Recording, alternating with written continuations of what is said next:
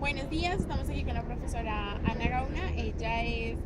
especialista en abogada, especialista en negociación con una maestría en gestión pública. Y le vamos a hacer algunas preguntas sobre el contrato de trabajo. Entonces, bueno, cuéntame,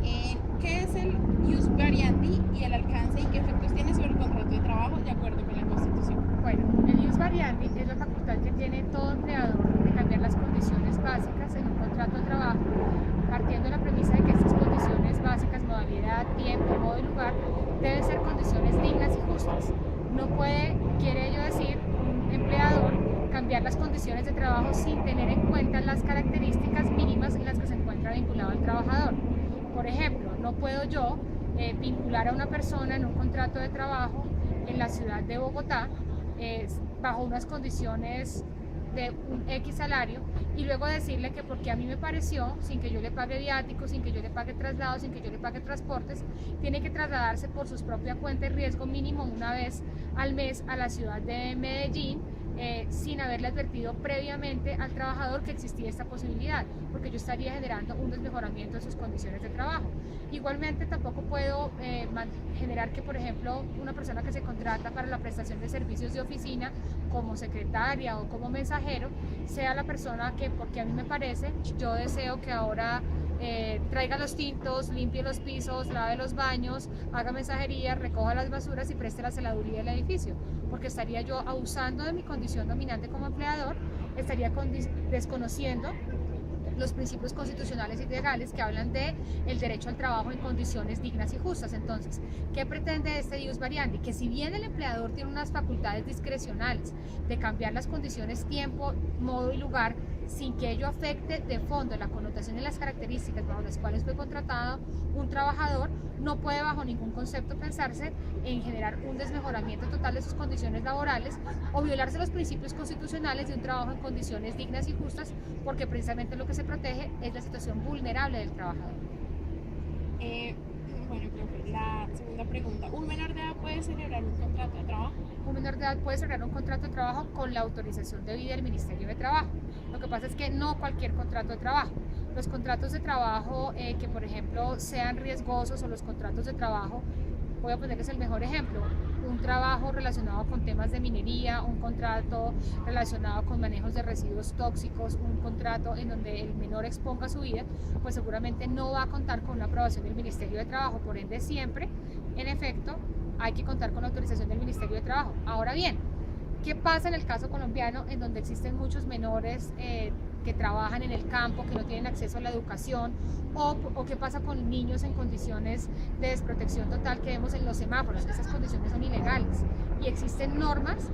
que los protegen a ellos, como los derechos fundamentales de los niños y del menor, del acceso a la seguridad, a la estabilidad, al trabajo, y existen incluso fundaciones encargadas de que esos derechos fundamentales de los menores que encontramos en los semáforos o que están en condiciones de desprotección, pues puedan sencillamente contar con unas alternativas para que su familia pueda tener modos de subsistencia, porque la realidad colombiana es que muchas familias dependen de los trabajos incluso de sus hijos menores. Entonces, si bien no está permitido por la Constitución política, no podemos desconocer que esto es una realidad. Y si nosotros nos encontramos frente a esa situación, más que decirle a la persona, usted cómo está explotando a su hijo, lo que tenemos que buscar es tener acceso a alternativas sociales, gubernamentales o con fundaciones que le permitan a esa persona contar con esos apoyos para que el menor no sea explotado. Esa es como la observación que yo haría frente a este punto. Listo.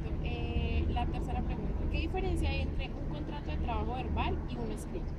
El contrato de trabajo verbal es un contrato que se celebra bajo unas condiciones de modo, tiempo y lugar en donde existen los elementos de todo contrato laboral. Vale decir que existe una remuneración, que existe una subordinación, que exista un valor y un horario de trabajo.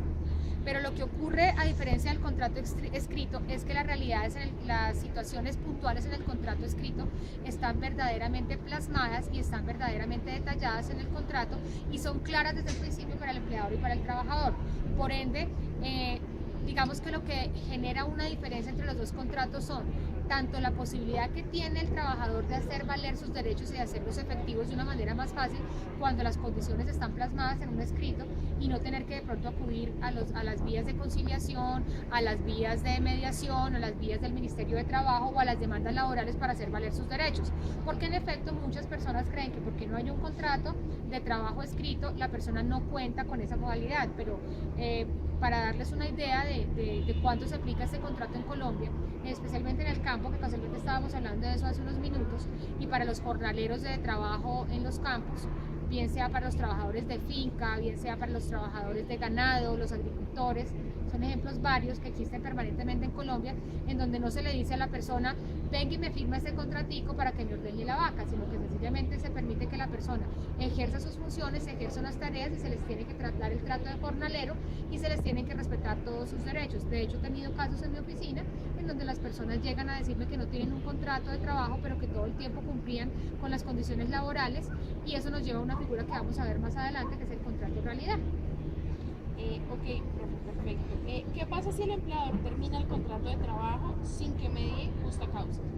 Dentro del contrato de trabajo existen varias causales de terminación. Unas causales de terminación son con justa causa y otras causales de terminación son sin justa causa. Las causales de terminación con justa causa están taxativamente especificadas en el Código Sustantivo del Trabajo y en la ley. No nos podemos inventar causas justas de trabajo que no estén contempladas en la ley o en el contrato.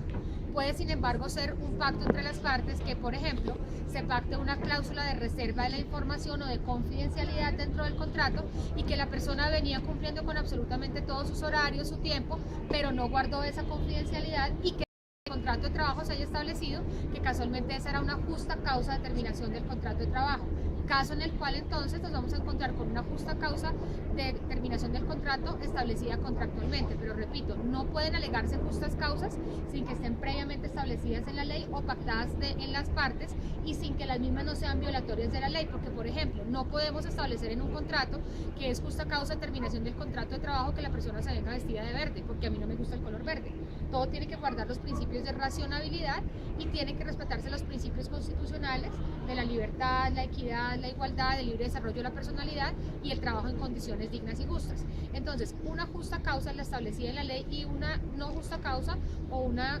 terminación del contrato sin justa causa es cuando el trabajador, porque le pareció sin ningún motivo, termina el contrato de trabajo sin cumplir con los requisitos establecidos en la ley, sin argumentar ninguna justa causa de trabajo. O cuando lo termina sin argumentarla, igualmente estaríamos ante una terminación sin justa causa si es que no se demuestra que hubo un debido procedimiento para dar un término al contrato distinto al inicialmente pactado. Listo, profe. Y ya para terminar, ¿cómo se presume la existencia de un contrato de trabajo? Principio de la primacía de la realidad.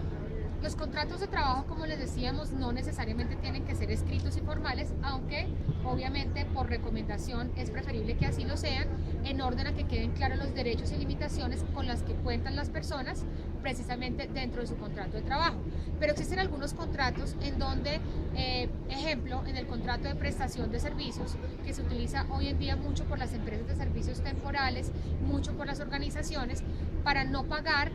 prestaciones sociales al empleado. Y entonces dicen que la persona supuestamente está vinculada a un contrato de prestación de servicios para no pagar todo el régimen prestacional, pero realmente está cumpliendo con horario, con condiciones de remuneración, de subordinación, de dependencia, y básicamente no se encuentra ante un contrato de prestación de servicios ni ocasionales ni temporales ni externos, sino se encuentra realmente ante la existencia de un contrato de trabajo, independientemente de que se esté diciendo que este contrato es de prestación de servicios. Entonces la persona cuenta con el principio de la primacía de la realidad para que, independientemente de la forma, modo, tiempo y lugar que se le haya querido dar al contrato y la forma en la que se haya querido llamar, lo que opere es la realidad. Esto parte de un principio también constitucional y legal que está regulado en los pactos internacionales de la OIT y de las organizaciones y de los principios internacionales que regulan los contratos de trabajo, que se llama el principio de la favorabilidad. Siempre se buscan las condiciones más favorables para el trabajador. Entonces, si se logra presumir o si se logra demostrar que efectivamente una persona se encontraba aparentemente vinculada con un contrato de prestación de servicios, pero que ha estado ejecutando toda su labor como empleado, cumpliendo remuneración, salario, prestaciones y demás, pues sencillamente será muy fácil demostrar que lo que realmente ocurrió fue un contrato de trabajo y va a primar la realidad sobre cualquier forma que se le haya querido dar ese contrato. Básicamente, en derecho laboral lo que priman son los principios de favorabilidad, de equidad y condiciones dignas y justas, y la ley es tan fuerte en proteger al trabajador porque se parte de la premisa que está en una condición desfavorable frente a la posición dominante del empleador. Bueno, muchísimas gracias. Ya,